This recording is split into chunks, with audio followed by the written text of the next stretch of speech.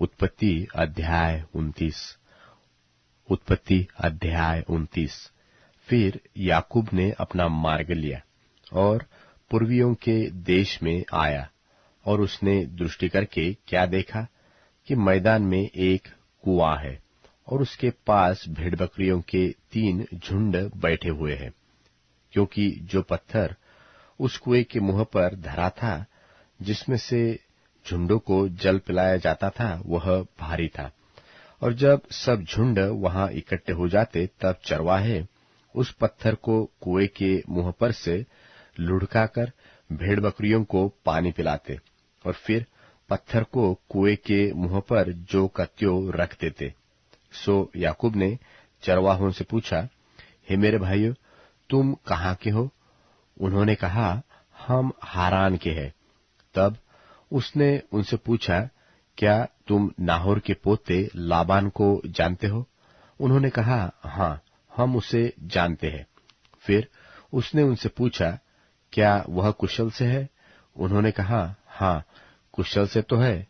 और देख, वह उसकी बेटी राहेल भेड़ बकरियों को लिए हुए चली आती है। उसने कहा, देखो, अभी तो दिन बहुत है, पशुओं के इकट्ठे होने का समय नहीं, सो भेड़ बकरियों को जल पिलाकर फिर ले जाकर चराओ। उन्होंने कहा, हम अभी ऐसा नहीं कर सकते। जब तक सब झुंड इकट्ठे होते हैं, तब पत्थर कुएं के मुंह पर से लुढ़काया जाता है, और तब हम भेड़ बकरियों को पानी पिलाते हैं। उनकी यह बातचीत हो ही रही थी कि राहेल जो पशु चराया करती थी, सो अपने पिता की भेड़ बकरियों को लिए हुए आ गई। अपने मामा लाबान की बेटी राहेल को और उसकी भेड़ बकरियों को भी देखकर याकूब ने निकट जाकर कुएं के मुंह पर से पत्थर को लुढ़काकर अपने मामा लाबान की भेड़ बकरियों को पानी पिलाया। तब याकूब ने राहेल को चूमा और ऊंचे स्वर से रोया। तब याकूब ने राहेल को बता दिया कि मैं तेरा फुफेरा भाई हूं, अर्थात रिबका का पुत्र हूं। तब उसने दौड़ के अपने पिता से कह दिया। अपने भांजे याकूब का समाचार पाते ही लाबान उससे भेंट करने को दौड़ा और उसको गले लगाकर चूमा, फिर अपने घर ले आया। और याकूब ने लाबान से अपना सब वृत्तांत विवरण किया। तब लाबान ने याकूब से कहा, तू तो सचमुच मेरी हड्डी और मांस है। सो याकूब 1 महीना भर उसके साथ रहा। तब लाबान ने याकूब से कहा, भाई बंधु होने के कारण तुझसे सेंतमेंत सेवा करना मुझे उचित नहीं है। सो कह, मैं तुझे सेवा के बदले क्या दूं? लाबान के 2 बेटियां थी, जिनमें से बड़ी का नाम लिया और छोटी का राहेल था। लिया के तो धुंधली आंखें थी, पर राहेल रूपवती और सुंदर थी।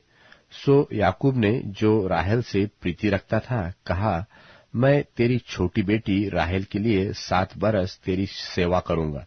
लाबान ने कहा, उसे पराये पुरुष को देने से तुझको देना उत्तम होगा, सो मेरे पास रह। सो याकूब ने राहेल के लिए 7 बरस सेवा की, और वे उसको राहेल की प्रीति के कारण थोड़े ही दिनों के बराबर जान पड़े। तब याकूब ने लाबान से कहा, मेरी पत्नी मुझे दे और मैं उसके पास जाऊंगा, क्योंकि मेरा समय पूरा हो गया है। सो लाबान ने उस स्थान के सब मनुष्यों को बुलाकर इकट्ठा किया और उनकी जेवनार की, और सांझ के समय वह अपनी बेटी लिया को याकूब के पास ले गया, और वह उसके पास गया। और लाबान ने अपनी बेटी लिया को उसकी लौंडी होने के लिए अपनी लौंडी जिल्पा दी। भोर को मालूम हुआ कि यह तो लिया है। सो उसने लाबान से कहा, यह तूने मुझसे क्या किया है? मैंने तेरे साथ रहकर जो तेरी सेवा की, सो क्या राहेल के लिए नहीं की? फिर तूने मुझसे क्यों ऐसा छल किया है? लाबान ने कहा, हमारे यहाँ ऐसी रीति नहीं कि जेठी से पहले दूसरी का विवाह कर दे। इसका सप्ताह तो पूरा कर, फिर दूसरी भी तुझे उस सेवा के लिए मिलेगी जो तू मेरे साथ रहकर और 7 वर्ष तक करेगा। सो याकूब ने ऐसा ही किया और लिया के सप्ताह को पूरा किया।